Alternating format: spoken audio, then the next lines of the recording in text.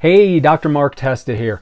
This is the beginner's guide to intermittent fasting. I'm going to share with you 4 simple tips to start with a 12-hour overnight fast. It's the simplest way to get started. You're going to be sleeping the majority of the time, and you can do this. And these 4 steps are really foolproof to get started. Now, it takes about 4 to 6 weeks to get the body into a really fat adapted state where it knows to go burn fat as fuel. So we're going to crawl, walk, run with intermittent fasting, and overnight is the easiest way to start, 12 hours. Now, there's a lot of benefits to fasting: healthy weight loss, healthy inflammation, healthy levels of glucose and insulin, cell renewal, cell rejuvenation, lots of good reasons to intermittent fast. So let's get started. Step number 1, be done eating before 7 o'clock at night. Really better to be done eating 3 hours before bed. That's usually what I recommend, and really no later than 7 o'clock. The digestive system and insulin stop functioning or slow down in their function late afternoon. So we don't want to be burdening that system, and we don't want to be eating late. When we disrupt the circadian rhythm, the day-night cycle, by eating late, it affects our sleep. And when we get sleep affected, it affects many, many other areas of our life and our health. So number 1, be done eating 3 hours before bed, generally before 7 o'clock.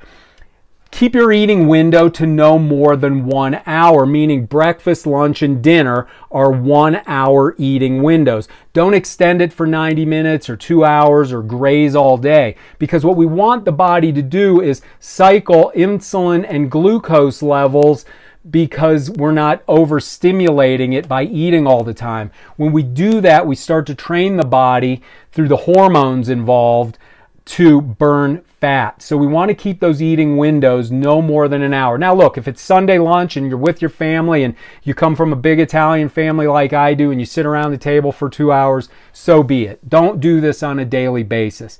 Number 3, along the same lines, is don't snack. We cannot be eating 6 small meals a day and get our body into a fat burning mode. Don't snack. Again, snacking with meals keeps your insulin and glucose levels elevated all day. And when they're elevated all day, the body has no reason to go burn fat for fuel, because it's got fuel. And all that excess calories gets stored as fat. So just don't snack, all right? That's the easiest thing to do here in this steps. And lastly, as you get more and more fat adapted, this will become easier, so you can start to extend that fasting window from 12 hours to 13 hours to 14 hours. I don't recommend more than 14 hours with women. We'll talk about that in another video. But men, you can go up to 16, 17. Sometimes I do 18 or 20 hours. You got to do what's right. If you got to make sure you're healthy enough, if you have health concerns, talk to your doctor about this. If you're taking diabetes medication and blood pressure medication, talk to your doctor about this. If you're too thin or too overweight, talk to your doctor about this. Do it under medical supervision. But generally, these 4 steps and an overnight fast are the best way to get started. Be done eating 3 hours before bed. 7 o'clock at the latest would be ideal. Number 2, keep your eating window no more than 1 hour. 1 hour for breakfast, 1 hour for lunch, 1 hour for dinner. Not spread out throughout 2 hours or longer. Don't snack. No snacking between meals. If you have a hard time with this, it's because your body doesn't know how to burn fat. If you absolutely must snack, raw nuts, cashews, walnuts, things like that. Things that don't have carbohydrates in them.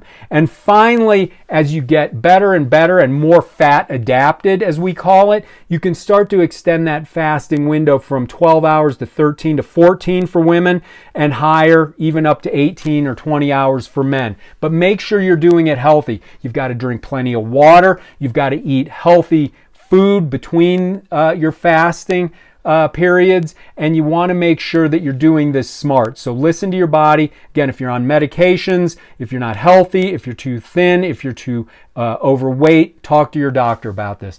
I hope you like this. I hope this is a great start for you. You can start today. Please share it with a loved one. They'll thank you for it. And if you want more health and wellness tips like this, please subscribe to our YouTube channel below, and I'll see you in the next video.